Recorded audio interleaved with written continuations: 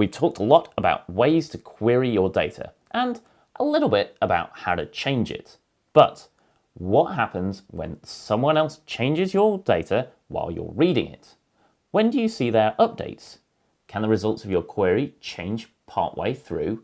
And what does this mean for your code? It's time to talk about read phenomena and isolation levels. There are three types of phenomena you need to watch for when using a database: dirty reads, non-repeatable or fuzzy reads, and phantom reads. These describe problems that can occur when one person reads the data while another person changes it. Dirty reads are as bad as they sound. This is where you can see changes made by someone else before they've committed them. So, if you read a table when they're partway through a transaction, you'll get an incomplete picture.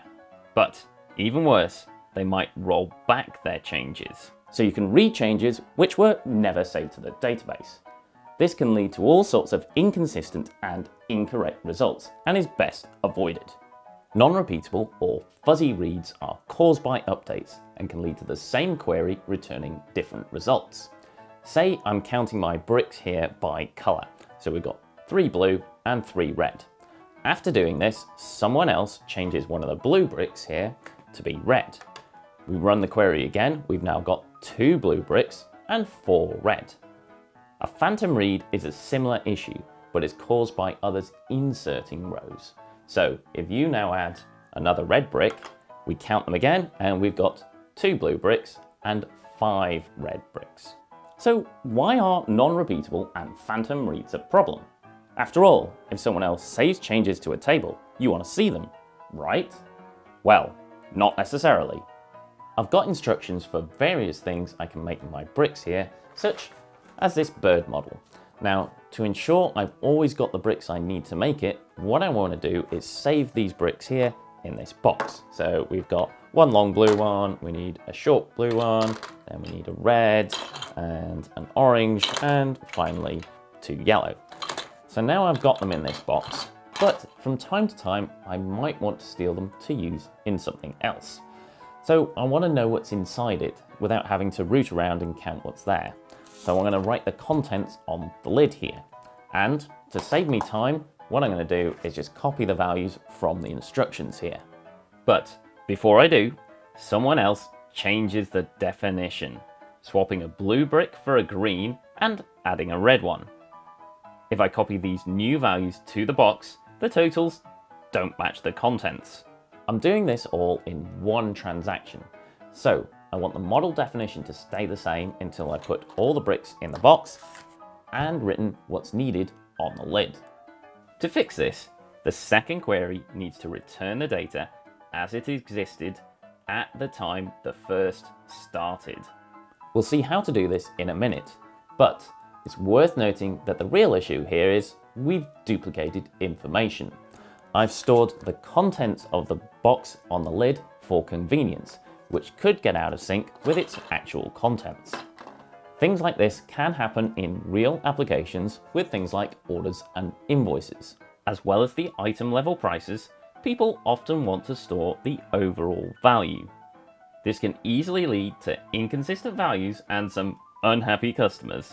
So far, we've talked about problems that can occur when you query the same table many times within a transaction.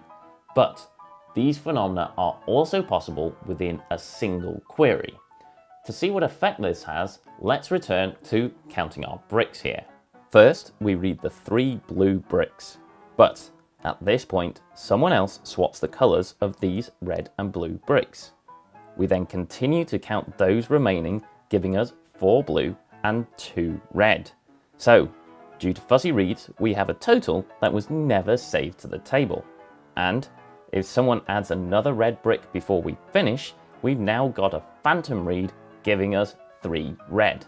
Which of these effects you're exposed to affects how you write your SQL. To help you figure this out, the SQL standard defines 4 isolation levels.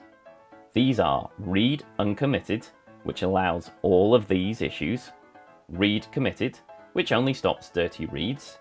Next you have repeatable reads, which also stop fuzzy reads, Finally, you have serializable, which prevents all these problems. Most databases allow you to define which level your transaction uses. So, if serializable fixes all these issues, why not just set the isolation level to it and be done with it? Well, this may decrease the number of people that can use your application at the same time.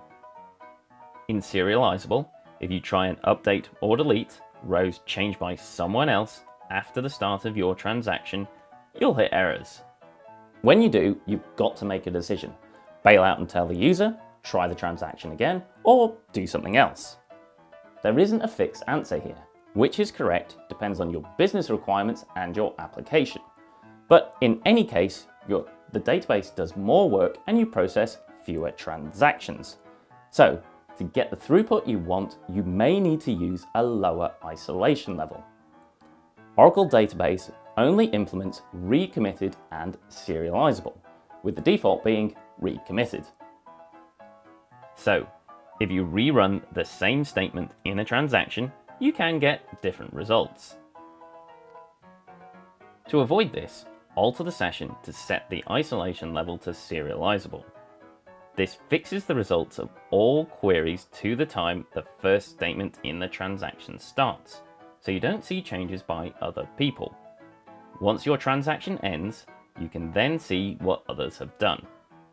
Luckily, you don't need to worry about this at the statement level in Oracle Database. It has a fantastic feature called multi-version concurrency control. This gives statement level consistency even in read committed. So the results of a query are always fixed at the time it starts. No matter how long it runs or what changes other people make, none of the phenomena apply. Your results stay the same. Other database vendors handle this differently. Although the standard appears clear-cut, there are other ways to implement it. In particular, they may not have statement level consistency in read committed. Instead, your queries can block writes by other users. This never happens in Oracle Database. Readers never block writers, writers never block readers. These implementation details have big implications for when sessions block each other and on which statements. Make sure you read and understand how the isolation levels work in all the databases you use. But in Oracle Database, you only need to consider non-repeatable and phantom read issues if you query the same table many times in a transaction. Finally, Oracle Database implements another mode, read only.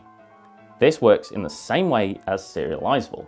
The results for all queries are frozen to the same point in time, but it has the added restriction that you can only run queries.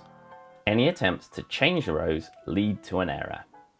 This can be handy when you're running reports, particularly if you need to ensure that all queries are consistent to the same point in time.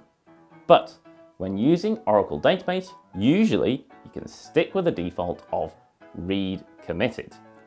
If you have a transaction which accesses the same table many times, think carefully about what should happen while one person reads it and another changes it at the same time. Getting this wrong can lead to hard to track down errors which only appear when millions of people use your application. Thanks for watching. Got any SQL topics you'd like us to create videos on? Let us know in the comments and subscribe for future updates.